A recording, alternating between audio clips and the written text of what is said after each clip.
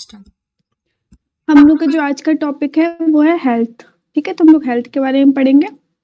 Health related जो important data है पहले उसको देखेंगे। ठीक है, जो WHO का डेटा है उसमें हेल्थ को कैसे डिफाइन किया गया है ना, तो वो बोलते हैं कि स्वास्थ्य को पूर्ण रूपेण शारीरिक, मानसिक और सामाजिक कल्याण की स्थिति के रूप में परिभाषित करता है, ना कि सिर्फ आपको बीमारी नहीं है वो हेल्थ नहीं मानते। वो मानते हैं कि जब आपका शारीरिक तौर पे आप अपनी जितनी भी क्षमताएं उसका बेहतर उपयोग कर सके, मानसिक रूप से, सामाजिक रूप से, है ना, तो उसको कम्प्रिहेंसिव लेवल पे इन्होंने डिफाइन किया है।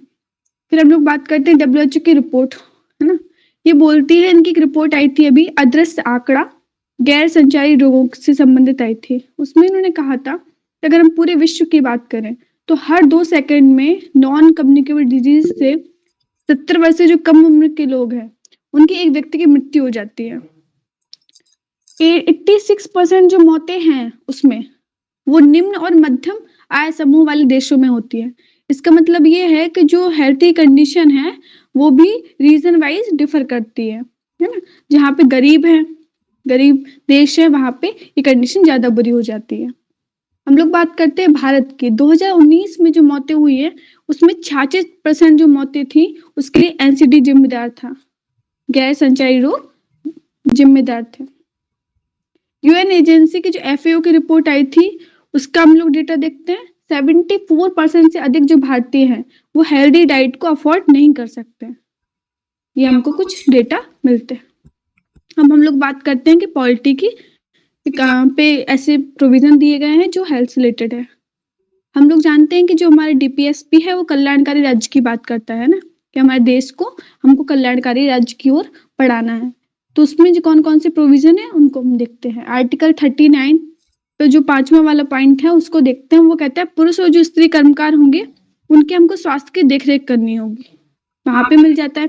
फिर आर्टिकल 41 है जो कहता है कुछ विशेष दिशाएं जैसे बेरोजगारी, बुढ़ापा, असक्ता, उसकी दिशा में भी हमको काम, शिक्षा और लोक सहायता पाने का अधिकार है, वहां पे भी प्रोविजन देखने को मिल जाता है। आर्टिकल 42 में कहता है कि मातृत्व सुरक्षा, है ना, प्रसूति सहायता वाला पॉइंट मिल जाता है। आर्टिकल 47 लोगों के पोषाहार स्तर की बात करता है और जीवन स्तर को सुधारने की बात करता है। फिर हम लोग फंडामेंटल राइट्स में देखें तो आर्टिकल 21 में उसका काफी विस्तार किया गया। उसके अंतर्गत राइट टू जो हेल्थ है उसको भी इंक्लूड किया गया। ठीक है, अब हम लोग बात करते हैं SDG गोल जो है हमको 2030 तक प्राप्त करने हैं। उसका जो तीसरा गोल है, तीसरा लक्ष्य है, वो भी इसी दिशा में है कि हम लोगों को, सभी लोगों को अच्छा स्वास्थ्य प्रदान करना है। तो हम लोग बात करते हैं हेल्थ केयर सिस्टम के इन इंडिया में कितने लेवल पे बटा हुआ है। हमने इसको सिर्फ अभी ऊपरी तौर पे देखेंगे, जैसे प्राइमरी लेवल, सेकेंडरी लेवल, फिर टर्सरी लेवल। प्राइमरी लेवल में सब सेंटर्स हैं, प्राइमरी हेल्थ सेंटर्स है ना। ये जो लेवल्स हैं वो आपके या बोल सकते हैं हम लोग गंभीरता, है ना, या फिर जो उपचार है उसके बढ़ते क्रम में, है ना, कि छोटा मोटा उपचार है वो प्राइमरी लेवल में, फिर उससे बड़े लेवल का सेकेंडरी में, फिर उससे बड़ा टर्सरी लेवल में आ जाता है। तो सेकेंडरी लेवल के अंतर्गत आता है कम्युनिटी हेल्थ सेंटर्स। फिर टर्सरी में जो बड़े बड़े हॉस्पिटल्स है, मेडिकल कॉलेज है, ये सब। प्राइमरी मतलब छोटे छोटे गाँव में भी हाँ, एस्टेब्लिश रहता है। जो छोटी छोटी बीमारियां हुई है ना, आराम से आप जा सकते हो उनके पास और वो उपचार बता देंगे। जैसे किसी को मतलब कहते हैं ना उल्टी आने लगी है ना, तो वो बोलेंगे कि आप घोल पी लीजिए, है ना, ORS, इस तरीके से बेसिक। फिर हम लोग बात करते हैं इसकी चुनौतियों की, कि क्या क्या चुनौतियां हैं, कि हम लोग अभी ऐसे की नजर से देख रहे हैं ना कि निबंध में हम लोग ओवरऑल कैसे इसको कर सकते हैं। फिर इसके कई सारी डायमेंशन है जो हम लोग धीरे धीरे इसको खोलेंगे। ठीक है, फिर डायमेंशंस में हम लोग फर्स्ट पॉइंट चुनौतियों में जो हमारा फर्स्ट पॉइंट है वो है आधारभूत ढांचा, है ना, जो बेसिक इंफ्रास्ट्रक्चर है उसकी काफी कमी है हमारे हेल्थ सेक्टर में। क्षेत्रीय असमानता देखने को मिलती है। मतलब अगर हम लोग देखें मेट्रोपॉलिटन सिटीज देखें तो वहाँ पे काफी अच्छे इंफ्रास्ट्रक्चर है। कई सारे ऐसे सुदूर गाँव हैं, नॉर्थ ईस्ट एरिया है या फिर हिली एरियाज हैं जहाँ पे बहुत ज्यादा कमी देखने को मिलती है। तो रीजन वाइज भी प्रॉब्लम देखने को मिलती है। फिर अपर्याप्त मेडिकल सुविधाएं, अगर आपके हॉस्पिटल हैं तो सभी उपकरण काम नहीं कर रहे हैं, स्टाफ की मौजूदगी नहीं है, दवाइयाँ कम है ना, स्टाफ जैसे अगर रिक्रूट भी कर दिए गए डॉक्टर्स तो ज्यादातर जो डॉक्टर्स है वो आपको मिलेंगे ही नहीं, उन्होंने प्राइवेट क्लिनिक खोल लिया। ये भी प्रॉब्लम देखने को मिलती है। ठीक है, तो ग्रामीण क्षेत्रों में जो छोटे छोटे केंद्र होते हैं, प्राथमिक उपचार केंद्र, हाँ, कहा जाता है कि पर्याप्त सुविधाएं नहीं रहती हैं, ना तो कुर्सी मरीजों के बैठने के लिए होती है, ना कोई बिल्कुल। चेयर होती है कि अगर कोई ऐसा मतलब विकलांग व्यक्ति है उसको ले जाने के लिए, ऐसी कोई भी मतलब जो छोटी मोटी जरूरतों की चीजें भी वहां पे उपलब्ध नहीं मिलती हैं। तो ये भी एक बहुत ये बहुत प्रॉब्लम है। हाँ। फिर इसका जो रीज़न है उसमें दूसरे पॉइंट में हमको देखने को मिल सकता है लो बजट, है ना? हमारे यहाँ पे जो एलोकेशन है हेल्थ को लेके बहुत ही कम है। उसको बढ़ाने की आवश्यकता है। अगर हम लोग देखें 2021-22 में 2.1% ऑफ जीडीपी खर्च किया गया है। हमको काफ़ी बढ़ाने की आवश्यकता है। अगर हम लोग बात करें जापान की, कनाडा की, फ्रांस की, तो ये 10% ऑफ जीडीपी लगभग खर्च करते हैं। अगर हम लोग पास के ही पड़ोसी देशों की बात करें पाकिस्तान और बांग्लादेश, वो भी मोर देन 3% ऑफ जीडीपी खर्च करते हैं। तो हमको ये बताता है कि हमको हेल्थ सेक्टर पे ज़्यादा खर्च करने की आवश्यकता है ना? तभी हम इस पे बेहतर परफ़ॉर्म कर पाएँगे। फिर तीसरा जो पॉइंट है वो है प्रिवेंटिव केयर। हम लोग यहाँ पे प्रिवेंटिव केयर में हम लोग बहुत पीछे हैं। अगर हम लोग प्रिवेंटिव केयर पे फ़ोकस कर लें, तो हमको क्यूरेटिव स्टेज पे जाने की ज़रूरत ही नहीं पड़ेगी। अपने यहाँ पे एक कहावत भी है कि prevention is better than cure, है ना? कि अगर हम लोग पहले से चीज़ों को सही कर लें, तो हम लोगों को ज़रूरत ही नहीं पड़ेगी। जैसे अगर हम लोग पहले के लोगों को देखें, तो वो उनकी जो दिनचर्या होती थी, बहुत ही स्वस्थ होती थी। मतलब वो सुबह जल्दी उठेंगे, है ना? सब कुछ हेल्दी खाएँगे, योगा करेंगे, है ना? तो इस तरीके से वो बीमारी बहुत कम पड़ते थे। तो इस पे हम लोगों को फ़ोकस करने की आवश्यकता है। जैसे आयुर्वेदा में ये काफ़ी फ़ॉलो किया जाता है। आयुर्वेदा में क्यूर की बजाय प्रिवेंशन पे वो लोग फ़ॉलो करते हैं कि आप इस प्रकार का भोजन कीजिए, है ना? अगर आपको कोई प्रॉब्लम आ रही है तो आप एक टाइम खाना मत खाइए। अपने शरीर के शुद्धिकरण की प्रक्रिया बताई जाती है उसमें। तो इस पे हमको फ़ोकस करने की आवश्यकता है। जैसे योग जो है उस हाँ, वनीकरण जैसे जैसे बढ़ रहा है, लोग मतलब काम करने की क्षमता उनकी कम होती जा रही है, वो बिल्कुल जो हम लोग हाँ, होते जा रहे हैं। और पहले के फिज़िकल एक्टिविटीज़ बहुत कम होती जा रही हैं। लोगों में क्या था कि वो काम भले अलग से अपने मतलब फिजिकल एक्टिविटी के लिए टाइम नहीं निकालते थे, वो जितना काम करते थे उसी में उनकी उतनी फिजिकल एक्टिविटी उससे ज्यादा ही हो जाती थी। बिल्कुल। इसी वजह से आजकल देखा गया है कि बहुत कम उम्र के बच्चों में भी मतलब हार्ट अटैक वगैरह ये सब हाँ, ये बहुत बढ़ रहा है। बहुत ज़्यादा हो रहा है क्योंकि फिजिकल एक्टिविटी होती नहीं है, तो इस वजह से हार्ट अटैक की समस्याएँ आ रही है। और नेचर वो लोग नेचर के काफ़ी करीब थे। हम लोग नेचर से दूर होते जा रहे हैं ना। हर चीज़ में मिलावट है। जैसे वो लोग खाने में मतलब हाँ, शुद्ध सब्जियाँ खा रहे थे पूरी, नेचर के पास रह रहे थे। उनको प्राकृतिक वाला अच्छा वाला दूध मिल रहा था। अब स हर चीज़ में मिलावट है। तो ये भी हमको एक्सेस नहीं हो पा रहा, तो ये प्रॉब्लम है। फिर हम लोग बात करते हैं लैक ऑफ मेडिकल रिसर्च, है ना? जैसे हम लोग टर्शरी लेवल पे बात की मेडिकल कॉलेजेस हैं, लेकिन वहाँ पे लैब से वहाँ पे रिसर्च हो ही नहीं रही। वहाँ पे स्टूडेंट भी जो पढ़ रहा है, पुराने ढर्रे पे ही चल रहा है ना? चीज़ें हैं जितना रिसर्च होना चाहिए ग्लोबल लेवल पे उसके तुलनात्मक रूप से हम काफ़ी नीचे स्तर पे हैं। ये हम लोग हाँ, तो हमको रिसर्च पे ज़्यादा फ़ोकस करना चाहिए ना कि हम लोग मतलब अच्छी दवाइयाँ हैं जो कि ज़्यादातर क्या होता है हम लोग पेटेंट कराते हैं, तो उसका भी रुपया ऐड हो जाता है उसमें। तो वो अगर हम लोग खुद करेंगे तो जो दवाइयों का खर्चा है वो कम हो सकता है। ये हम लोग बोल सकते हैं। फिर हम लोग बात करें स्पेशलिस्ट की, तो वो भी हमारे यहाँ पे काफ़ी कमी है। अगर हम लोग बात करें एक बार संसद में आया मतलब डेटा दिया गया था कि लगभग 6 लाख डॉक्टरों की कमी है अपने यहाँ पे, है ना? तो वो हमको इसमें पूरी करनी होगी। इसमें ये मतलब इसका एक पॉइंट हो सकता है विशेषज्ञ की कमी। ज्यादातर विशेषज्ञ देखने को मिलते हैं मेल डॉक्टर्स, फीमेल हाँ, इसमें जो तुमने ये अच्छा पॉइंट ऐड किया कि जेंडर डिस्पैरिटी ये भी देखने को मिलती है काफ़ी। हाँ, ये देखने को मिलती है। मतलब लोग लड़कियों को पढ़ाना नहीं चाहते, लेकिन अगर किसी लड़की की डिलीवरी होनी है तो वो देखेंगे कि मेल डॉक्टर ना हो, फीमेल डॉक्टर। फीमेल डॉक्टर ही उनको चाहिए। ये बिल्कुल है कि हम लोग उसको बढ़ाना नहीं चाहते बट डिमांड है, जब ज़रूरत पड़ेगी तो हमको चाहिए वही, है ना? वही तो ये अल्ट्रासाउंड क्लिनिक में भी जाओ तो अगर वहाँ पे मेल डॉक्टर है तो बहुत से लोग कराते नहीं है कि नहीं फीमेल डॉक्टर से ही कराएंगे। हाँ, ये रहता है। तो इस चीज़ पे भी ध्यान देने की आवश्यकता है। ठीक है, फिर जो हम लोगों का 6 पॉइंट है वो है कि जो हमारा इंश्योरेंस कवरेज है, हेल्थ इंश्योरेंस कवरेज पेनिट्रेशन बहुत कम है।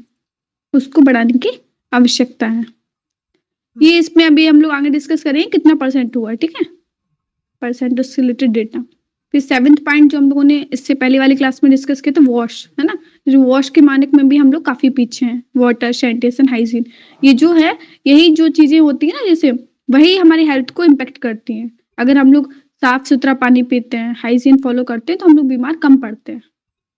है ना? तो ये हम लोग देख सकते हैं 2019 में हम लोगों ने पहले भी डिस्कस किया हुआ था कि अगर हम लोग वॉश मानक को फॉलो करते हैं तो वर्ल्ड में लगभग 2.5% जो मौतें हैं उनको रोका जा सकता है। जागरूकता की कमी, जैसे कई बार होता है कि इंद्रधनुष जैसे प्रोग्राम चल रहा है कि टीकाकरण कराएँ अपने बच्चे का, तो कई सारे लोग उसको फ़ॉलो ही नहीं करते हैं, उनको पता उन ही नहीं चीज़ों है को। चीज़ों को। हाँ, नहीं पता भी होगा तो वो कहते हैं कोई नहीं, कुछ नहीं होगा। हाँ, मतलब होता है ना टेंडेंसी उस तरीके की होती है, टालने की चीज़ों को। अभी हम लोगों ने देखा था जब वैक्सीन वाला आया तो वैक्सीन हेजिटेंसी ये काफ़ी देखने को मिली थी। काफ़ी सारे लोग नहीं लगवाना चाहते, वो कहते कुछ नहीं, हमारे अंदर खुद इम्यूनिटी है, कोई आवश्यकता नहीं है उसकी। तो ये भी प्रॉब्लम देखने को मिलती है। फिर हम लोगों ने लास्ट क्लास में डिस्कस किया था ड्रग अब्यूज़ वाला, है ना? कि जो नशीले पदार्थ हैं, लोग उनका भी सेवन कर रहे हैं। उसमें वार्निंग अच्छे से लिखी हुई है, लेकिन लोगों का उस पे ध्यान नहीं जाता है। फिर भी इसको यूज़ करते रहते हैं। तो ये प्रॉब्लम देखने को मिलती है। जैसे लीवर, किडनी ये सब कैंसर वाली बीमारियाँ ज़्यादा फैलती हैं। हुँ, फिर जो सबसे इम्पोर्टेंट पॉइंट है वो है super bug, anti microbial resistance. ये भारत में बहुत ज़्यादा देखने को मिल रहा है। अगर हम पूरे ग्लोबल लेवल पे देखें तो सबसे ज़्यादा इंडिया में देखने को मिल रहा है। क्योंकि इंडिया में जो मानक तो बनाया गया है कि एंटीबायोटिक अगर आपको लेना है तो डॉक्टर की प्रिस्क्रिप्शन होनी चाहिए, हुँ, बट ये फॉलो नहीं किया जाता है। आप जाइए मेडिकल में, आपको विदाउट डॉक्टर की प्रिस्क्रिप्शन के एंटीबायोटिक मिल जाएगी। लोग हाँ, काफ़ी इसका यूज़ करते हैं। वो दे हाँ, देते तो आप इतनी ज़्यादा एंटीबायोटिक खा लेते हो कि फिर जो बैक्टीरिया होते हैं वो उसके प्रति रेजिस्टेंस डेवलप कर लेते हैं। फिर उस एंटीबायोटिक का कोई असर नहीं होता है। इसीलिए तो मतलब इस हाँ, था ना, क्या बोलते हैं, ये पर्यावरण एनवायरनमेंट वाला एक सेशन जो हुआ था उसमें यही बोला था कि कुछ भी हो तो तुरंत दवाई नहीं लेनी चाहिए। बिल्कुल एंटीबायोटिक तो अवॉइड ही करनी चाहिए। मतलब जब ज़रूरत हो डॉक्टर बोल रहा हो तब ठीक है, बट आप खुद से डॉक्टर ना बने, हुँ, नहीं है तो ना? तो ये हाँ, आदी हो जाती फिर उस दवाई का भी कोई असर नहीं रह जाता है बॉडी पे। इसलिए नई-नई दवाइयाँ बनानी पड़ती हैं फिर एंटीबायोटिक के लिए भी। एक काम नहीं कर रही है फिर दूसरी लेके आओ, फिर तीसरी लेके आओ, तो ये बहुत ज़्यादा हमारी बॉडी के लिए हाँ, हानिकारक है। हुँ, फिर जैसे हम लोग बात करते हैं बोलते हैं। पर्यावरण प्रदूषण। हाँ, अनका? मैं यही बोल रही हूँ कि कोल्ड के लिए भी बोलते हैं ना कि नेचुरली ठीक होने देना चाहिए कोल्ड को, लेकिन नेचुरल सबको हाँ, का हमारे इंडिया में तो काफ़ी सारे ऐसी चीज़ें मतलब नुस्खे हैं और उनको अगर आप सही से फ़ॉलो करें तो काफ़ी फ़ायदा होता है। हुँ। फिर पर्यावरण प्रदूषण जो है अब अभी प्रदूषण वैसे भी सर्दियों में बढ़ जाता है दिल्ली में, है ना? तो ये बहुत ज़्यादा ये सर्दियों का नहीं है, तो मतलब अगर हम देखें तो पूरे वर्ष ही रहती है कंडीशन कि अगर हम लोग देखें वर्ल्ड में 10 में से 9 लोग जो है वो प्रदूषित वायु में रह रहे हैं। इतनी हुँ, बुरी कंडीशन है, लेकिन पर्यावरण को फिर भी एक प्रमुख मुद्दा नहीं बनाया जाता है अभी भी। उस मौत को नज़रअंदाज किया जाता है। हर साल हम लोग देखते हैं कि कंडीशन आती है दिल्ली में कि लोग दम घुटन मतलब होता है घुटन से जी रहे हैं, घुटन भरी हवा में। लेकिन फिर भी बस हर साल न्यूज़ बनती है, उस पे इतना वर्क नहीं होता जितना होना चाहिए। आँखें तो ये हम लाल लोग बोल सकते हैं। बाहर निकलने पे आँखें जाती हैं एकदम से। अब ये सोचिए कि मतलब हमारे सीधे-सीधे राइट टू हेल्थ का, है ना? राइट टू लाइफ का सीधे-सीधे वायलेशन हो रहा है। हाँ, बट कोई सरकार उस पे अच्छे से नहीं कर रही काम, है ना? कभी वो न्यूज़ चैनल में उतना हाइलाइट नहीं होगा। एक व्यक्ति दिल्ली में जो रह रहा है, वो अगर कोई मतलब स्मोकिंग वगैरह नहीं कर रहा, फिर भी एक दिन में लगभग 76 मतलब सिगरेट वो मतलब वायु प्रदूषण के कारण उसका उतना स्मोक ले ले रहा है बिना। ये है कि इस पे मतलब जितने भी लोग हैं ना, लोग हो गए मतलब सिविल सोसाइटी, एनजीओ और व्यक्ति को अपने स्तर पे उसको अभियान बनाना पड़ेगा, है ना? नहीं तो हम लोग अपनी आयु खुद ही कम कर रहे हैं इस तरीके से। अगर हम लोग देखें प्रत्येक वर्ष लगभग 12 लाख मौतें हो जाती हैं हम्म, वायु प्रदूषण के कारण। हम्म, फिर हम लोग बात करते हैं कुपोषण का डेटा जो है एनएफएचएस 5 का आया था। उसमें था कि 35.5% जो है 5 वर्ष से कम उम्र के बच्चे हैं वो स्टंटिंग का शिकार है। स्टंटिंग का मतलब उम्र के अकॉर्डिंग उनकी जो हाइट है वो कम है ना? फिर 19.3% वेस्टिंग का शिकार है, मतलब उम्र के अकॉर्डिंग उनका वजन कम होना। फिर जो 32.1% है वो अंडरवेट है। ये एनएफएचएस 5 के डेटा में हमको देखने को मिलता है। फिर हम लोग देखते हैं जो एनएफएचएस 5 का ही कुछ डेटा है उसको देखते हैं। ये लेटेस्ट डेटा है अभी, है ना? 2019 और 21 का ये डेटा कलेक्ट किया है इसमें। उसमें पहला है कि जो लिंग अनुपात है उसमें पॉजिटिव चेंज आया है कि 2015-16 में 919 था, वो अभी बढ़ के 929 हो गया है। फिर जो हेल्थ बीमा हेल्थ इंश्योरेंस वाला जो हम लोगों ने देखा वो भी बढ़ा है ना? तो 28.7% था, वो अब हो गया 41% उसका कवरेज। नवजात मृत्यु दर है वो भी प्रति 1000 जीवित जन्मों पर 24.9% तक गिर गई है, मतलब उसमें भी कमी आई है, पॉजिटिव चेंज हुआ है। जो कॉन्ट्रासेप्टिव के यूज है उसमें भी वृद्धि देखने को मिली है, 47 से 56.5% बढ़ा है। हम लोग बात करें मासिक धर्म स्वच्छता की, उसमें भी हमको मतलब पॉजिटिव चेंज देखने को मिलेंगे। 15 से जो 24 आयु वर्ग की जो महिलाएं हैं वो पहले 58% यूज करती थी, अब लगभग 78% ये परसेंट बढ़ गया है। ठीक है, इसमें पॉजिटिव चेंज देखने को मिला है। एक नेगेटिव जो ट्रेंड देखने को मिला है NFHS 5 की रिपोर्ट में वो है एनीमिया से रिलेटेड। एनीमिया के जो केसेस हैं वो बढ़े हैं। 15 to 49 जो एज ग्रुप की महिलाएं हैं वो 53% थी पहले, अब वो 57% हो गई 58 एनीमिया की। कर लेना इसको। अब जो किसमें? ग्लोबल हंगर इंडेक्स आया था ना, इसमें ये हाँ 15 से 24 साल की जो महिलाएं हैं इसमें अनेमिया के शिकार जो है। मैंने ये NFHS 5 का लिया है डेटा। अच्छा ठीक है। हाँ, क्योंकि थोड़ा बहुत डिफर ये मैंने देखा कई सारे, अगर आप रिपोर्ट देखोगे सब में थोड़ा बहुत डिफरेंस है। हाँ, हाँ, तो मैंने जो सही है थोड़ा बहुत ना, जो मतलब सरकारी रिपोर्ट थी मैंने उसी को लिया है। ठीक। फिर हम लोग बात करते हैं सॉल्यूशन की, है ना। तो सॉल्यूशन में जो उसके हम लोगों ने चुनौतियां दिखी, जस्ट उसका अपोजिट कर देंगे तो सॉल्यूशन हो जाएंगे। पहला उसमें जैसे लो बजट था तो हम लोग उसको बजट को बढ़ाएंगे, सार्वजनिक व्यय को बढ़ाएंगे, इंफ्रास्ट्रक्चर अच्छा हो, प्रोफेशनल अच्छे हो, मतलब सभी जगह हम लोग जो डॉक्टर्स हैं उनको रिक्रूटमेंट कर सकें, सभी जगह हॉस्पिटल्स बन सके गाँव में, मतलब उसमें जो क्षेत्रीय आधार पे असमानता देखने को मिलती है वो हम लोग दूर कर सकें। जो नॉर्थ ईस्ट का एरिया है, हिली एरियाज है, वहां पे भी सुविधाएं पहुंचे। फिर ये है कि जो प्राथमिक स्वास्थ्य सेवा है उस पर ज्यादा ध्यान दें। सेकेंडरी और टर्सरी लेवल पे तो देते ही, मतलब सबसे ज्यादा अगर हमने प्राथमिक पे दे लिया तो उस लेवल तक जाने की आवश्यकता ही नहीं पड़ेगी। तो ये हमको करना होगा। जो हमारी नेशनल हेल्थ पॉलिसी है 2017 की, वो भी यही बोलती है कि अगर हम लोगों को ज्यादा से ज्यादा ध्यान प्राथमिक स्वास्थ्य सेवा पे देना चाहिए। और WHO भी जो है वो भी बोलता है कि अगर अपनी प्राइमरी हेल्थ सर्विसेज पे ज्यादा ध्यान दिया तो आपको मतलब आपकी जो स्वास्थ्य सेवाएं हैं वो अच्छी रहेंगी, तो हमको इस पे ध्यान देना होगा। फिर है स्वास्थ्य बीमा जो कवरेज है उसको बढ़ाना होगा, क्योंकि ज्यादातर हम लोग देखते हैं लोगों के मतलब जो मिडिल क्लास है या लोअर मिडिल क्लास है, वो जो जब उनके घर में कोई बीमारी आ जाती है बड़ी, तो वो गरीबी रेखा के नीचे पहुंच जाते हैं। कभी कभी ऐसी कंडीशन आती है, आउट ऑफ पॉकेट एक्सपेंडिचर जो होता है वो बहुत ज्यादा हो जाता है उनका। अगर ये इंश्योरेंस रहेगा तो उनकी जो आय की सुरक्षा है वो काफी हद तक मजबूत होगी। तो इंश्योरेंस को कवरेज हमको बढ़ाना होगा। हाँ, इनका कुछ कहना है? नहीं, मैं बस ये कह रही थी जो स्वास्थ्य बीमा जो ये है आयुष्मान भारत के तहत, इसमें भी बहुत मतलब मुश्किलें होती है लोगों को, मतलब ये अप्लाई बिल्कुल, है ना। इसमें भी काफी सारे इन्होंने मानक रखे हैं एक तो, और फिर जो मतलब सही हकदार है वो उसको मिल भी नहीं पाता है।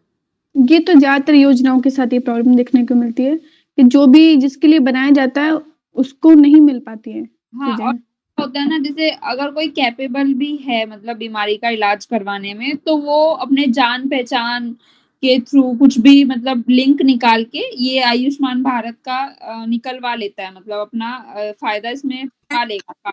बहुत है, मतलब आयुष्मान कार्ड जो बना है ना वो हाँ लोगों का ज्यादा बना है, जो मतलब कैपेबल है वो अपना इलाज कराने में, और जो हाँ, कैपेबल है ही नहीं उनका ही ये कार्ड नहीं बना है। उनको तो पता ही नहीं चल पाता है कि ये कोई स्कीम भी है, और अगर वो अप्लाई करना भी चाहे ना तो उनके साथ धोखाधड़ी हो जाती है, मतलब उनके नाम से कोई और मतलब फायदा उठा, ऐसा होता है।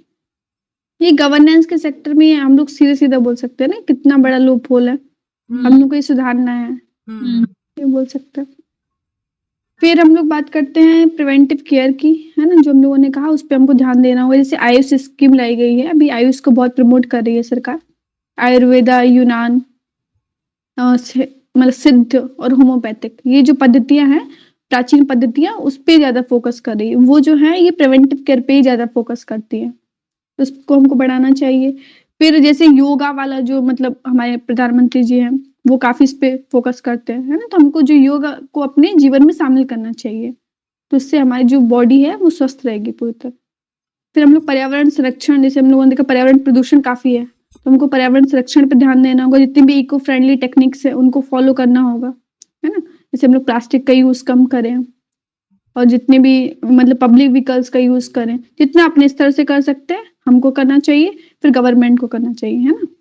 ये हम लोग बोल सकते हैं। फिर जैसे अभी कहा गया कि जो प्रशासनिक दक्षता है, उसको बढ़ाना होगा।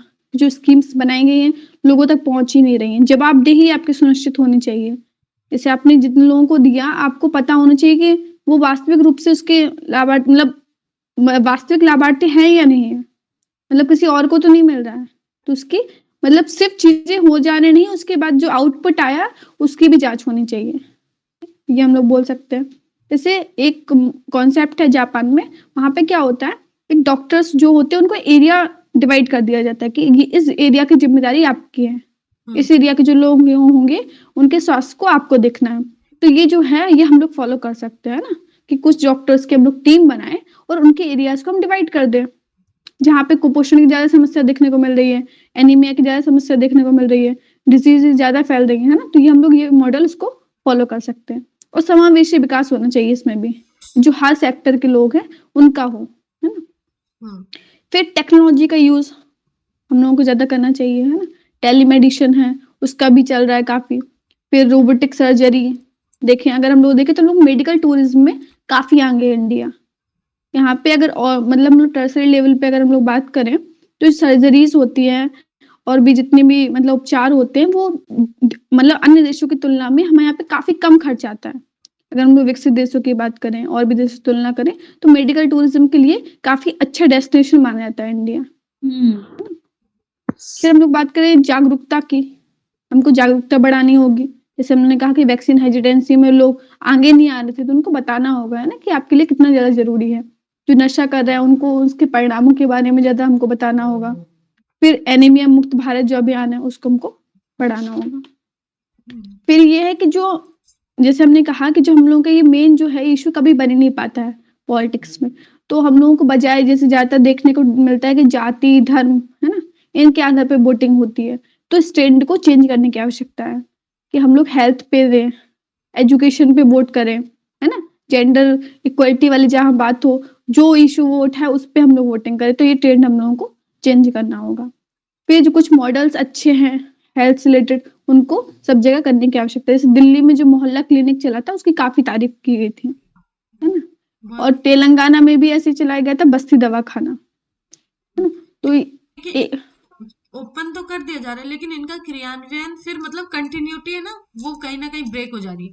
क्योंकि हाँ, वही गवर्नेंस, हाँ। दिल्ली में खुले, लेकिन अब उन्हीं मोहल्ला क्लिनिक्स में लोग किराए पे दे दे रहे हैं उन रूम्स को, कुछ और ही उनमें चल रहा है। मैंने कई जगह ऐसे देखा। स्टार्टिंग अपने यहाँ अच्छी होती है ना? लेकिन फिर उसका कैसे चले फिर अभी तो देखने को मिलता है बंद ही पड़े रहते हैं ज़्यादातर। यही है कि मतलब स्टार्टिंग अच्छी हो जाती है, लेकिन उसके बाद कैसा एग्जीक्यूशन हो रहा है, क्या परिणाम आ रहा है, उससे कोई फ़र्क नहीं पड़ता है। तो उस पे हमको ध्यान देना होगा। रिपोर्ट्स में अगर रैंक कम मतलब बेकार आती है, तो फिर सोचते हैं ये कैसे हुआ, हमने तो ये किया वो किया। नहीं, हम लोग की तो रिपोर्ट को ही खारिज कर देते हैं। हाँ, अभी काफ़ी सारी रिपोर्ट आई है, उस पे आपत्ति जताई जा रही है। काफ़ी सारी रिपोर्ट्स को हम खारिज कर देते हैं। मतलब कुछ रिपोर्ट्स हो सकती हैं कि मतलब सही ना हो, बट हम लोग कोशिश करनी चाहिए हम लोग अपने स्तर पे वर्क करें, है ना? तो फिर हम लोग बात करते हैं स्वास्थ्य सेवाएँ जो महँगी हैं, जो लोग अफ़ोर्ड नहीं कर पा रहे हैं, उनको सस्ता बनाना होगा। देखते हैं ऐसे कई सारी ऐसे कैंसर बीमारी हो गई और भी काफ़ी जो बीमारियाँ हैं, उनका इतने महँगे खर्च होते हैं कि एक मतलब क्या बोले हायर मिडल क्लास भी अफ़ोर्ड नहीं कर पाता। तो गरीब का तो आप छोड़िए, है ना? तो आपको कोशिश करनी होगी कि जो भी बड़ी से बड़ी मतलब बीमारियाँ हैं, उनका भी उपचार कर सकें, है ना? एक आम जनमानस को वो सुविधा मिल सके। और ये जिस पे इसमें हम जोड़ सकते हैं मतलब कौन-सा? मतलब आगे के लिए, जैसे कि जो ये तंबाकू या सिगरेट वगैरह जैसी चीजें हैं, इनको मतलब महंगा कर देना चाहिए। महँगे से तो ऑलरेडी बहुत सारे ज़्यादा महँगे हैं, बट उससे नहीं होगा। या तो इस जिसको पे प्रतिबंध लगाया जाए। प्रतिबंध लगाना तो मुश्किल है। हम्म। ये चीज़ें पहले उठ चुकी क्योंकि उससे सबसे ज़्यादा रेवेन्यू उसी से मिल रहा है। हुँ। कोविड टाइम में हम अगर देखें तो हमको याद हो, तो सबसे पहले शराब की दुकानें खोली गई थी। रेवेन्यू के लिए। हाँ। तो मतलब उनको ये भी है कि एक तरफ करना भी है बट रेवेन्यू भी चाहिए। दोनों चीज़ें सँभालनी है। फिर हम लोग बात करते हैं गवर्नमेंट के स्टेप्स की। है ना, कि गवर्नमेंट ने क्या-क्या स्टेप्स उठाए। काफ़ी सारे हैं बट जो इम्पोर्टेंट है ज़्यादा उसको ही लिखा है अभी मैंने, है ना। फिर जो पहला है वो है प्रधान जो इम्पोर्टेंट होते हैं वही, और ज्यादा जो मतलब वो करंट में चल रहे होते हैं वही चीजें ज्यादा पूछी जाती हैं। हाँ, क्योंकि बहुत ज़्यादा है। ये जो टॉपिक है आप देखोगे इतनी स्कीम्स मिल जाएँगी आपको, लगभग 20-30 स्कीम मिल जाएँगे। बहुत सारी स्कीम्स मिल जाएँगी। फिर हम लोग बात करते हैं पहली जो हमारी स्कीम है वो है पीएमजे, प्रधानमंत्री जन आरोग्य योजना, है ना, जो लाई गई थी। जो हमारे इंश्योरेंस कवरेज है उसको बढ़ाने के लिए लाई गई थी। जो 10 करोड़ परिवार हैं उसमें प्रत्येक परिवार को 5 लाख का बीमा मिलेगा, फ्री इलाज मिलेगा। जो ये लोग कैसे चुने गए थे वो था सोशियो इकोनॉमिक कास्ट सेंसस होगा, उसके अकॉर्डिंग 10 करोड़ परिवार चुने जाएंगे, ठीक है। फिर उसमें 2 स्तर पे काम किया गया। जो ये कवरेज है, ये इंश्योरेंस कवरेज वो है सेकेंडरी और टर्सरी लेवल के लिए, प्राइमरी लेवल के लिए नहीं है, है ना। प्राइमरी लेवल पे इन्होंने कहा कि हम लोग जो प्राइमरी हेल्थ केयर सेंटर हैं, वेलनेस सेंटर वो बनाएंगे, तो वहाँ आपकी ज़रूरत पूरी हो जाएगी। तो ये जो बनाया गया है वो सेकेंडरी और टर्सरी के लिए है, ये इंश्योरेंस कवरेज, ये हम लोग याद रख सकते हैं। ये जो है इसमें आप पब्लिक में भी जा सकते हो, प्राइवेट जो हॉस्पिटल है वहाँ भी आप अपना इलाज करा सकते हो, ठीक है। फिर जो दूसरी स्कीम है वो है मिशन इंद्रधनुष, टीकाकरण के लिए है, 2014 में लाई गई थी। इसका जो ऑब्जेक्ट था कि जन्म से लेकर 2 वर्ष तक के जो बच्चे हैं और गर्भवती महिलाओं को विभिन्न बीमारियों से लड़ने के लिए उनका टीकाकरण कराया जाए, ये इसका लक्ष्य था। फिर जो तीसरी इंपॉर्टेंट स्कीम है वो है राष्ट्रीय किशोर स्वास्थ्य कार्यक्रम, ये काफ़ी इंपॉर्टेंट है। इसमें जो एनीमिया वाला है उससे लड़ने के लिए पहला इसका जो कंपोनेंट था वो था जितने भी किशोर होंगे, चाहे वो बॉयज हो या गर्ल्स हो, उनको साप्ताहिक आयरन फोलिक एक मतलब टैबलेट दी जाएगी, जिससे उनकी जो एनीमिया की जो प्रॉब्लम है, आयरन की कमी है, उसको दूर किया जा सके। हाँ, और उसको शिक्षा भी दी जाएगी कि आप में कैसे आप पहचान सकते हो कि आप में एनीमिया के लक्षण है ना, ये भी इसमें था। फिर दूसरा जो इसका कंपोनेंट था वो था मासिक धर्म संबंधी योजना, उसके अंतर्गत जितनी भी किशोरियां हैं उनको मतलब मेंस्ट्रुएशन से रिलेटेड एजुकेशन दी जाती है, फिर कैसे आपको यूज करना है सैनिटरी पैड, ये सभी जो एजुकेशन है वो प्रोवाइड की जाती है। फिर तीसरा जो इसका कंपोनेंट है वो है मित्र समूह शिक्षक कार्यक्रम, इसके अंतर्गत इसका जो ऑब्जेक्ट था पोषण से रिलेटेड जानकारी देना, यौन तथा प्रजनन रिलेटेड जो भी एजुकेशन है उसको, और मानसिक स्वास्थ्य इसकी जानकारी देना इसका ऑब्जेक्ट था। फिर जो चौथी योजना है वो है जननी सुरक्षा योजना, है ना, इसके अंतर्गत भी जो गर्भवती महिलाएं होती हैं उनको पहले 1000 और फिर 5000 मतलब टोटल 6000 रुपए में दिया जाता है ना। फिर जो 5वीं स्कीम है वो है मेंटल हेल्थ केयर को लेकर, 1982 में लाया गया था राष्ट्रीय मानसिक स्वास्थ्य कार्यक्रम। उसमें जो मानसिक रूप से जो बीमार व्यक्ति हैं उनके इलाज से रिलेटेड, फिर कोई अगर मतलब बीमार हो चुका है, उसका इलाज हो चुका है, उसके पुनर्वास से रिलेटेड इसमें प्रावधान थे। फिर रोकथाम कैसे की जा सके वो थे। इससे related mental health care act भी लाया गया 2017 में।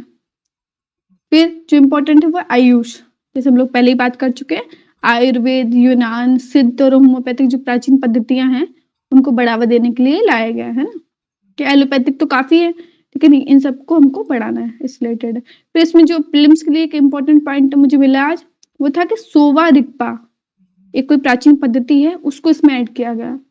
ये प्रीलिम्स के लिए इम्पोर्टेंट हो सकता है कि जो तिब्बती कौन सी पद्धति से वर्ड आ गया, सोवा रिक्पा क्या है, तो हमको पता होना चाहिए। प्राचीन ये मतलब हेल्थ से रिलेटेड पद्धति है जो तिब्बती के हैं, ठीक है। फिर सबसे इम्पोर्टेंट इसमें जो एक काफी इंपॉर्टेंट नीति है जो हम लोग काफी जगह कोट कर सकते हैं क्वेश्चंस में, वो है राष्ट्रीय स्वास्थ्य नीति 2017 की जो अभी लाई गई है ना। इसमें निवारक और प्रोत्साहक स्वास्थ्य को बढ़ाया गया, वही प्रिवेंटिव जो हेल्थ केयर सिस्टम है उस पर ज्यादा फोकस किया गया है। इसके गोल क्या है कि हमको जो स्वास्थ्य पे जो सार्वजनिक व्यय है वो जीडीपी का 2.5% करना है। अभी हम लोगों ने इतना ही लक्ष्य रखा है, ये 2025 तक के लिए है, ठीक है। फिर यह है कि जो बेहतर गुणवत्ता परक स्वास्थ्य सुविधाएं हमको बढ़ानी है कि व्यक्ति को ज्यादा वित्तीय कठिनाई ना हो, उसको ज्यादा क्वालिटेटिव जो भी हेल्थ है एक्सेस वो हो सके। फिर जीवन प्रत्याशा है उसको हमको जन्म के समय जीवन प्रत्याशा को 70 वर्ष तक लेके जाना है। अभी लगभग ये 67 ईयर है, उसको 70 ईयर तक लेके जाना है। फिर जो पीपीपी मॉडल है, पब्लिक प्राइवेट पार्टनरशिप मॉडल, उसको भी हम अपनाएंगे, है ना, कि जो प्राइवेट सेक्टर में जो भी एक्सीलेंस है ना उसका भी हम लोग यूज कर सके। 2025 तक TFR है ना, जो फर्टिलिटी रेट है उसको हमको 2.1 करना है। ये तो ऑलरेडी अचीव हो चुका है ना, अभी हम लोगों ने रिपोर्ट देखी थी, इसमें 2.0 तक आ गया है, ये अचीव हो चुका है। 2025 तक परिवारों के स्वास्थ्य व्यय में 25% कमी लाना, ये भी इसका ऑब्जेक्ट है। फिर डिजिटल उपकरण जो है उसको बढ़ाना है, जिससे दक्षता और पारदर्शिता बढ़ सके, किसको मतलब सुविधाएं मिल रही है ना, उसको हम लोग देख सके, डीबीटी डायरेक्ट बैंक ट्रांसफर हो सके, तो पारदर्शिता बढ़ सके। फिर जो मेक इन इंडिया प्रोजेक्ट है उसको हमको आगे बढ़ाना है, मतलब दवाइयां ज्यादा हम लोग लेके आए, ये सब है। इसी के अंतर्गत अभी वो लाई गई थी प्रधानमंत्री जन औषधि योजना, है ना, इसके अंतर्गत क्लिनिक खोले गए और जितनी भी जेनरिक मेडिसिन है, मतलब उसमें क्या होता है, वैसे हर मतलब एक फार्मूला होता है, फार्मूले को मतलब जो बेसिक फार्मूला है उसी से रिलेटेड ही दी जाती है दवाइयाँ। अदर मेडिकल्स में क्या होता है, उसी फार्मूले को आप अलग अलग कंपनी अलग अलग नाम से बेचती है। उन्होंने इससे रिलेटेड कहा कि हम सीधा सीधा फार्मूला बेचेंगे, जैसे पैरासीटामोल है ना, पैरासीटामोल किसी का अलग नाम दे रहा है उसमें, है ना, कोई कंपनी अलग, तो इसमें इन्होंने कहा बेसिक फार्मूला, जिससे दवाइयां हैं वो सस्ती हो सके, उसके लिए इन्होंने क्लिनिक भी खोले। अभी यही है, ठीक है। Okay. तो अगले टॉपिक शुरू करो।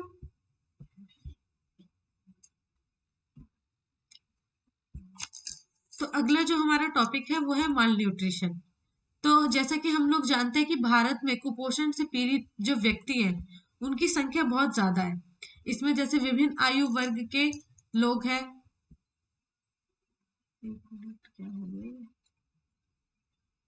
विभिन्न आयु वर्ग के लोग जिसमें बच्चे और महिलाएं ज्यादा, इसमें इनकी संख्या ज्यादा देखी जाती है।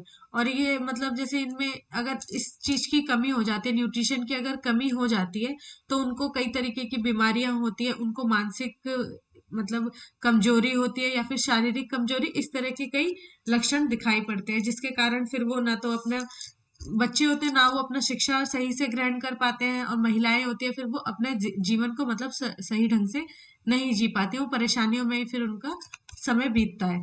तो फिर अब हम देखते हैं कि सबसे पहले कि न्यूट्रिशन क्या है। तो पोषण वह प्रक्रिया है जिसके द्वारा जीव जो है भोजन प्राप्त करते हैं, और उस भोजन में विभिन्न प्रकार के पोषक तत्व समाहित रहते हैं, और उनको खाने के बाद वो पोषक तत्व जो है हमारे शरीर में मतलब जाके घुलते हैं, और जो कि आवश्यक, हमारे शरीर के लिए एक आवश्यक पदार्थ के रूप में होते हैं। तो इसके दो प्रकार होते हैं पोषण के, एक तो स्वपोषी और एक परपोषी। स्वपोषी में जो स्वयं भोजन निर्मित करते हैं, और परपोषी जो दूसरे पर डिपेंड रहते हैं जैसे हम लोग। और स्वपोषी में पेड़ पौधों में भी मतलब एकाध अपवाद देखने को मिल जाते हैं। फिर हम ये देखेंगे कि पोषक तत्व कौन से हैं। तो वही carbohydrate, fat, vitamin, minerals, protein, ये सब है। इसको यहाँ पे अभी डिफाइन नहीं करें क्योंकि साइंस में इसको हम लोग पढ़ेंगे कि मतलब कार्बोहाइड्रेट के टूटने से क्या बनता है, फैट के टूटने से क्या होता है, क्या इसके कार्य है, क्या ये सब साइंस का में आ जाएगा। उसके बाद हम ये देखते हैं जब इन पोषक तत्वों को हम मतलब संतुलित रूप में ना ले, तो फिर इसके क्या मतलब परिणाम हो सकते हैं। तो इसका ये परिणाम होगा कि हम एक कुपोषण के शिकार हो जाएंगे। या तो पोषक तत्व अधिक मात्रा में हो जाए या कम मात्रा में हो जाए, तो दोनों ही स्थिति में हम लोग कुपोषण का शिकार हो जाएंगे। तो कुपोषण क्या है, पहले ये देखते हैं कि कुपोषण एक स्वास्थ्य समस्या है जिसमें शरीर को पर्याप्त मात्रा में न्यूट्रिएंट्स और ऊर्जा नहीं मिलती, और यदि किसी व्यक्ति के आहार में उचित मात्रा में प्रोटीन, विटामिन, मिनरल्स और अन्य पोषक सामग्री नहीं होती तो वह कुपोषण से पीड़ित हो सकता है। कुपोषण के कारण शारीरिक और मानसिक समस्याएं हो सकती हैं, और यह विकासशील शिशुओं और बच्चों को अधिक प्रभावित करती है। ये कुपोषण की परिभाषा थी। अब हम ये एक WHO के एक डाटा है कि 462 मिलियन जो लोग हैं वो कुपोषण के शिकार हैं, जिसमें से 159 मिलियन बच्चे हैं, और 118 कंट्री में 140 मिलियन स्कूल के बच्चे जो है मतलब वो कुपोषण के शिकार उनमें पाए गए हैं, 140 मिलियन स्कूल में बच्चे। और फिर 7 मिलियन जो है वो प्रेग्नेंट लेडी जो है वो इस कुपोषण का, माल न्यूट्रिशन का शिकार है। ये WHO के अकॉर्डिंग है। फिर हम ये देखते हैं कि कुपोषण का वर्गीकरण किया गया है, तो वो किन आधारों पर, कितने आधारों पर किया गया है। तो 3 आधार हैं इसके। एक है अंडर न्यूट्रिशन मतलब अल्प पोषण, दूसरा है माइक्रो न्यूट्रिएंट रिलेटेड माल न्यूट्रिशन सूक्ष्म पोषक तत्वों से संबंधित कुपोषण, और फिर है ओवर ओवरवेट एंड ओबेसिटी, अधिक वजन और मोटापा। तो अल्प पोषण में स्टंटिंग और वेस्टिंग आ जाएगा। स्टंटिंग उम्र के हिसाब से लंबाई कम होती है और वेस्टिंग में ऊंचाई मतलब लंबाई के हिसाब से कम वजन होता है। तो एक रिपोर्ट थी ग्लोबल हंगर इंडेक्स में, उसमें बताया कि 18.7% जो बच्चे हैं वो इस वेस्टिंग का शिकार है और वर्ल्ड में सबसे ज्यादा भारत में है ये। उसके बाद पोषक तत्वों की कमी मतलब जैसे विटामिन मिनरल्स इन सब की कमी हो रही है। तो इन सब की कमी के कारण जो एंजाइम्स या हार्मोन्स है उनका प्रोडक्टिविटी कम हो जाएगी, जो हमारे ग्रोथ और डेवलपमेंट के लिए बहुत जरूरी होता है। जब यही चीज हमें नहीं मिलेगी तो बच्चा या कोई महिला होगी उसके अंदर ग्रोथ या डेवलपमेंट सही तरीके से नहीं हो पाएगी। उसके बाद है कि ओबेसिटी में आ जाएगा कि वसा कोई मतलब अधिक खाना खा लेता है, फैटी एसिड मतलब फैटी फूड्स वगैरह जो होते हैं बाहर के वो ज्यादा खा लेता है, उसका तो बीएमआई जो 25 से 30 से अधिक हो, 25 से अधिक उसको भी मोटापा माना जाता है और 30 से अधिक हो तो उसको तो मतलब बहुत ज्यादा। तो इससे मतलब विभिन्न प्रकार की बीमारियों से ग्रसित हो जाता है व्यक्ति, हृदय रोग हो गया, डायबिटीज हो गया, हेपेटाइटिस हो गया, इन सब बीमारियों से वो ग्रसित हो जाता है। उसके बाद हम ये देखेंगे कि इसके कारण क्या है, कि मतलब कुपोषण इतना ज्यादा भारत में बढ़ रहा है, क्या इसके कारण है। तो इसमें हम देखते हैं, एक तो हो जाएगा कि अशुद्ध और असंतुलित आहार, अच्छी क्वालिटी और पोषक आहार के अभाव में जैसे कि प्रोटीन, विटामिन, मिनरल्स और अन्य पोषक तत्व जो कि कुपोषण का कारण बन सकते हैं वो मतलब नहीं मिल पाते हैं लोगों को। दूसरा हो गया अशिक्षा और जागरूकता की कमी, लोगों को यही नहीं पता है कि मतलब कई लोग होते हैं कि सिर्फ उन्हें एक ही तरीके का खाना दिया जा रहा है, वो खाए जा रहे हैं उस चीज को, उनको ये नहीं पता कि उनको प्रॉपर प्रोटीन मिल रहा है, प्रॉपर न्यूट्रिएंट्स उनको मिल रहे हैं कि नहीं मिल रहे हैं, उनसे उनको मतलब नहीं, उनका पेट भर रहा है उसको उसी चीज से मतलब है। तो जब लोगों की शिक्षा होगी इसकी कि उनको कैसे खाना है, क्या खाना है, कितनी मात्रा में क्या चीज लेनी है, तो ये भी इसको कम करने में सहायक सिद्ध होगा। उसके बाद हम देख लेते हैं गंभीर रोग। तो कुछ रोग जैसे कि वही टीबी, हेपेटाइटिस बी, कैंसर, ये सब भी मतलब पोषण को प्रभावित करते हैं और कुपोषण का कारण बनते हैं। उसके बाद देखते हैं हम लोग सेवाओं, स्वास्थ्य सेवाओं की जो कमी होती है कि मतलब किसी भी क्षेत्र में वहाँ के संसाधन उपलब्ध नहीं होते हैं, लोगों को वहाँ पे मतलब बताया नहीं जाता कि मतलब कि कैसे क्या करना है। आसपास में जो भी उपचार केंद्र वगैरह होते हैं उनमें भी वहाँ पे भी लोगों को भी उतनी जागरूकता नहीं होती है, ना वो लोग जो आसपास के लोग होते हैं उनको बताते हैं कि मतलब पोषण का स्तर क्या होना चाहिए और पोषण किस तरीके से उन्हें लेनी चाहिए। उसके बाद जलवायु और पर्यावरण, अगर जलवायु में परिवर्तन हो रहा है, सूखा, बाढ़, ऐसी आपदाएं अगर आ रही हैं तो वहां की कृषि व्यवस्था तो खराब होगी, कृषि व्यवस्था खराब होगी तो जो खाद्य संसाधन होंगे उनमें कमी आएगी। पर्यावरण भी वही है कि मतलब कृषि में क्या होता है कि इतने ज्यादा कीटनाशक वगैरह ये सब उपयोग किए जाते हैं, खाद वगैरह मतलब ज्यादा यूज की जाती है, जिससे क्या होता है कि सॉइल का जो फर्टिलिटी रेट है वो कम हो जाता है, उससे भी फिर हमारे खाद्य मतलब जो संसाधन है उसमें कमी देखने को मिलती है। फिर एक कारण है कि कम उम्र में लड़कियों की शादी जो कर दी जाती है, ये भी एक सबसे बड़ा कारण है कि उसमें फिर उन लड़कियों को फिर कम उम्र में शादी होती है, कम उम्र में माँ बन जाती है, फिर कई तरीके की बीमारियों से ग्रसित हो जाती है, उनको पूर्व वो उस तरीके से भले उनकी एक उम्र हो गई हो लेकिन वो फिर भी शारीरिक तौर पर उस चीज के लिए तैयार नहीं होती है इतनी कम उम्र में। कुछ बोलना पड़ना। हाँ, इसकी मातृ मृत्यु दर भी इससे ज़्यादा बढ़ जाती है, अगर कम उम्र में विवाह होता है तो। हम्म। और फिर वही सामाजिक और आर्थिक कारण फिर एक देख सकते हैं कि आर्थिक असमर्थता, बेरोजगारी, गरीबी भी कुपोषण का कारण बन सकते हैं कि लोगों की उतनी आर्थिक स्थिति उतनी अच्छी नहीं होती है कि लोग मतलब हर तरीके का खाना खा सके, उनको एक टाइम 3 टाइम खाना मिल पाना ही वही बहुत बड़ी बात होती है। तो ये भी एक कारण हो सकता है। फिर ग्लोबल हंगर इंडेक्स की हम लोग रिपोर्ट देखते हैं तो इसमें 2023 में बताया कि 125 देशों में से 111वें स्थान पर भारत है, जो कि सबसे खराब प्रदर्शन है। और इसमें बताया कि 28.7 इसका स्कोर मिला है और गंभीर श्रेणी में इसको वर्गीकृत किया गया है।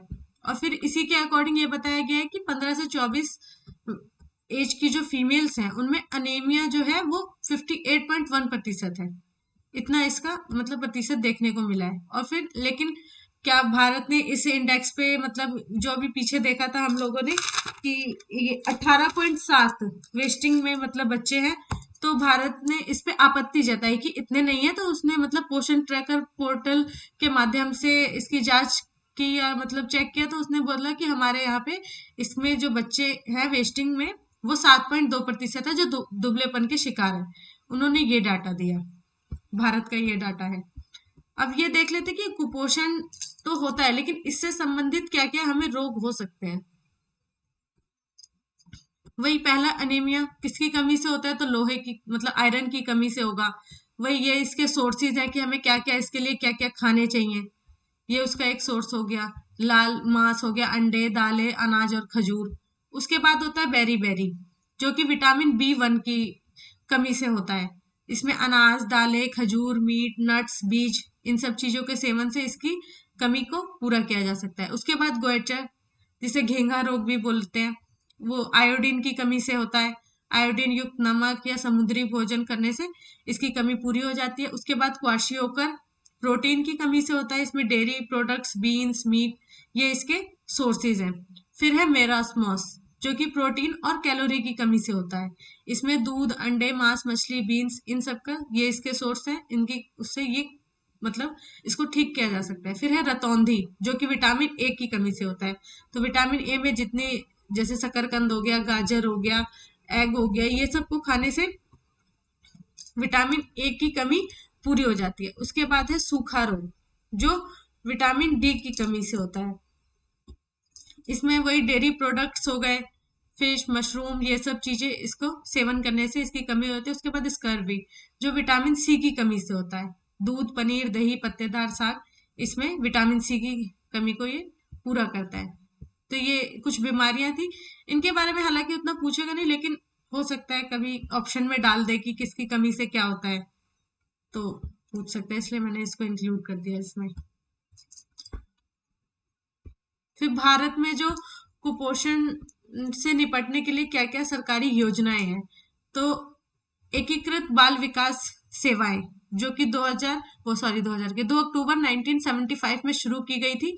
ये महिला और बाल विकास मंत्रालय द्वारा शुरू किया गया था। इसमें है कि 0 से 6 वर्ष की आयु के बच्चे और गर्भवती महिलाएं, स्तनपान कराने वाली माताएं, इसमें उनको शामिल किया गया है। फिर उसके बाद है राष्ट्रीय स्वास्थ्य मिशन, 2013 में इसको शुरू किया गया। ये स्वास्थ्य और परिवार कल्याण मंत्रालय द्वारा इसको शुरू किया गया था। और इसके दो इसमें थे कि राष्ट्रीय शहरी स्वास्थ्य मिशन और राष्ट्रीय ग्रामीण स्वास्थ्य मिशन।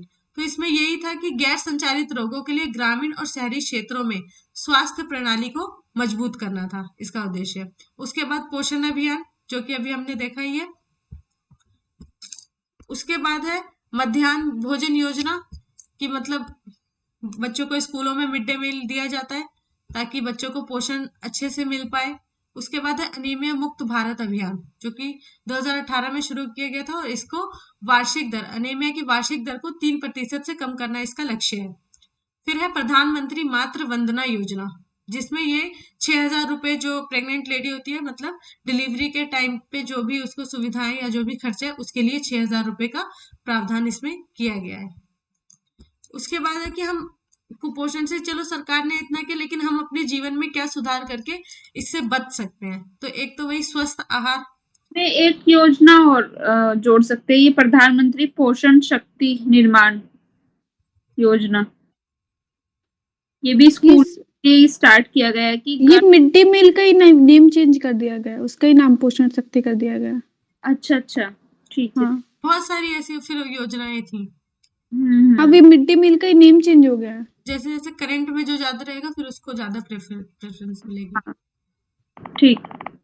फिर अब बचाव के लिए हम कर सकते हैं स्वस्थ आहार ले सकते हैं। नियमित आहार की मतलब ऐसा भी नहीं कि एक टाइम खा रहे हैं 2 टाइम भूखे रह रहे हैं। नियमित आहार की हमें जरूरत है।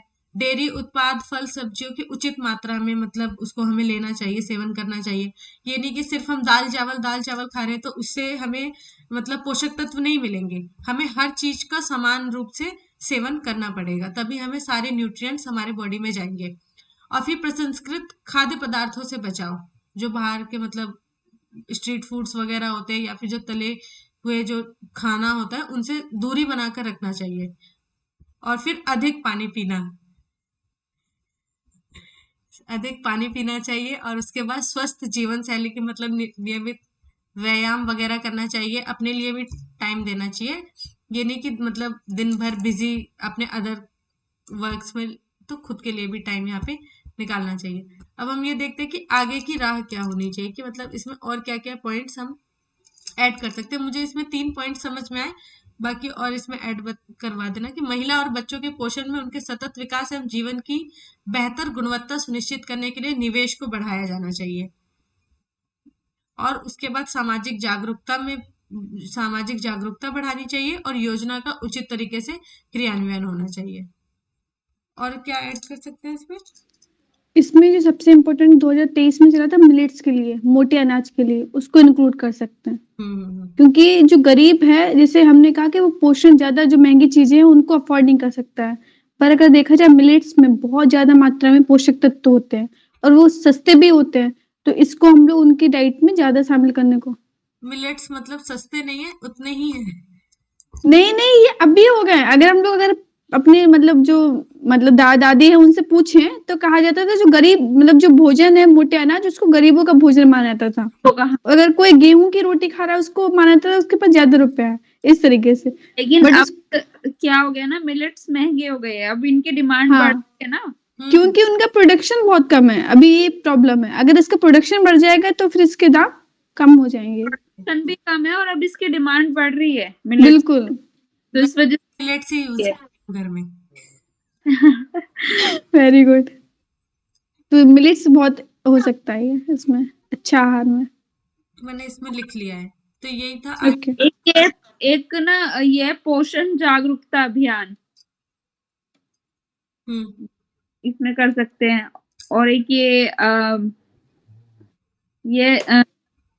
क्या था इसमें, ये ग्रामीण मेडिकल और नर्सिंग स्कूलों की स्थापना, क्योंकि गाँव में ही ज़्यादातर देखा गया है कुपोषण जो होता है। और जैसे जो आंगनबाड़ी हो गई और जो आशा वर्कर्स हो गई, इनको अगर हम लोग मजबूत कर दें ना तो ये बहुत अच्छे से काम कर सकती हैं। हाँ, क्योंकि ये कनेक्ट रहती है, जो भी लोकल पीपल है उसके ज़्यादा कनेक्ट में रहती है, कि उन्होंने क्या किया, मतलब उन कौन-सी महिला कुपोषण का शिकार है, उनको कितनी दवाइयाँ देनी चाहिए, हाँ, उसको हमको करना चाहिए मजबूत। और एक मूवमेंट भी चला था ईट राइट मूवमेंट, इससे रिलेटेड ही था कि हमको क्या खाना चाहिए, तो उसको भी इंक्लूड कर सकते हैं। ये पता नवंबर की कुरुक्षेत्र में आया भी था ये, ये ना पोषण से रिलेटेड। कौन सा भी बताया अपर्णा? ईट राइट हाँ। अनका कुछ बताना था? नहीं, मैं कह रही थी ये पोषण वाला ना नवंबर की कुरुक्षेत्र में आया था मैगजीन में। ये अच्छा है, फिर तो हाँ, देख लेंगे। कुपोषण के काफ़ी कुछ अच्छा रहता है, हाँ, कुरुक्षेत्र में पॉइंट्स मिल वो जाएँगे। बहुत सारी योजनाएं दी। कर दूं?